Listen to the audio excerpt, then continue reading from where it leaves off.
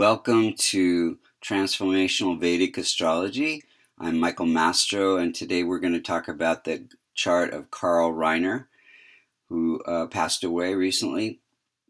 He was born March 20th in 1922 in the Bronx, New York. And if you look to the eastern horizon, now this is a rectified birth time. We did not actually have his birth time. If you look to the eastern horizon when he was born, you would see the constellation associated with Capricorn rising at 4 degrees and 56 minutes. This rising sign degree is the most effective point of every house. So any planet that's close to it, like Mercury, like Sun, like Moon, has a lot of influence. So first we're going to look and see how the planets are operating, then we'll look and see when they're operating, and then we'll talk about what could be done to remedy or improve the chart. So each of these boxes is one area of life, and wherever you see a multitrikona sign means many planets rule two signs. For example, Venus rules Libra and also Taurus, but it's most associated with Libra. Venus means it's all about relationships, and the seventh house is all about relationships. So Libra becomes the multitrikona sign, which is number 7, the seventh sign. So 1, 4, 5, 6, 7, 9, and 11 are the multitrikona signs. And wherever we see those numbers in the houses, that's what that person came here to work on or focus on in this lifetime. So you see in the second house, he has the 11th sign of Aquarius, ruled by Saturn. So he's working on wealth, fame, continuation of the marital bond. You see the number 1 in the fourth house, that's Aries, ruled by Mars, so happiness through family. Then you see the number 4 in the seventh house, that's Cancer, ruled by Moon, all about relationships. And then you see number 5 in the 8th house, all about Leo, that's Leo, ruled by the Sun. And that has to do with looking at the deeper meaning of life. And number 6 is in the 9th house. That's about beliefs and good fortune. 6 is Virgo, ruled by Mercury. Then you see Libra, the 7th sign, in the 10th house of career, focused on career. Libra ruled by Venus. And then the 9th sign of Sagittarius in the 12th house, ruled by Jupiter. 12th house is spiritual growth through letting go of attachments. So let's again look at how the planets are operating. Now, if there are any multitrikona signs in the 6th, the 8th, or the 12th house, those are the challenging houses, they become what's known as functionally malefic, along with Rahu and Ketu, which are the eclipse planets. And so you do see, again, that the 5th sign, Leo, in the 8th house, so Sun becomes functional malefic.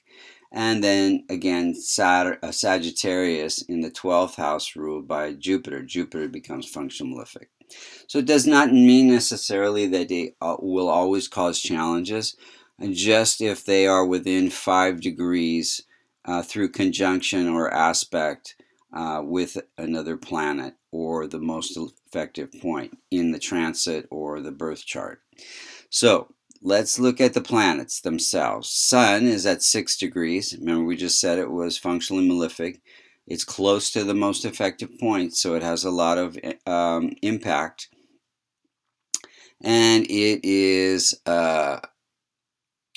afflicts the 3rd and the 9th house. Now, the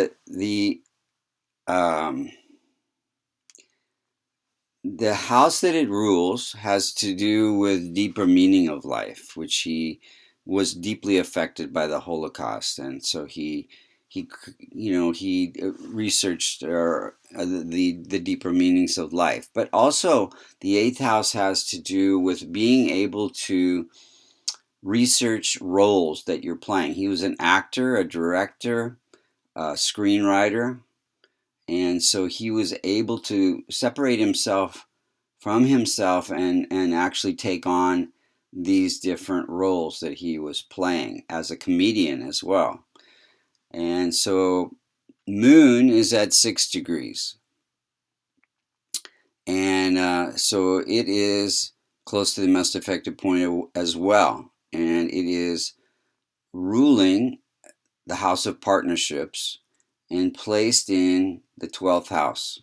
So again, 12th house is very similar to the 8th house in that you are able to separate yourself from others and take on these acting roles. And Moon itself has to do with a sensitivity and giving emotional aspect to the roles that you're playing, and which makes you very believable. And ability to make fun of himself, I think, too.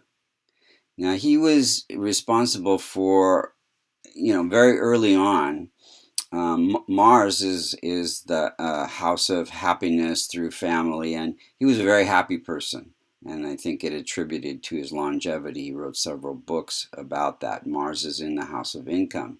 So he can gain income through making fun of his family in comedy routines. He also was in the armed forces. Mars has to do with military, but even there he was entertaining the troops rather than actually being in combat.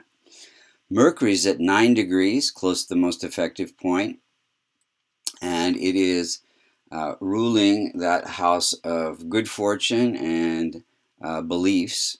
And he, as I was saying before, he had a strong belief system because of the Holocaust. It was almost like being an atheist, but it was more of a higher form of belief that we are all gods and God is within us and it's not something outside of us.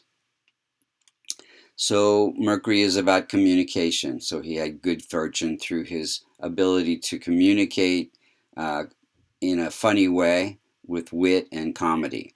Jupiter's at 23 degrees. It's a functional malefic, and it gives him ability again to separate himself from himself to act in different personas.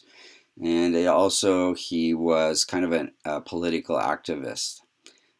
Jupiter is about religion. Venus is exalted, but afflicted by K2, and it is ruling the house of career. So it gave him, Venus itself is performing in literary arts, so screenwriter, actor. Saturn's at 11 degrees, and it is placed in the 9th house of good fortune, and it rules the house of wealth and fame and continuation of the marital bond. So and itself is longevity. So he got great longevity. He got wealth and fame. He had 9 Emmys through his work. He was a very hard worker. Saturn's all about hard work and stability in his marriage. He was married over 60 some years. Rahu and Ketu. So Rahu gives desire. It's placed in the 9th house. So desire to be involved in political things. And then K2 in the 3rd house of communication gives insights into new forms of comedy.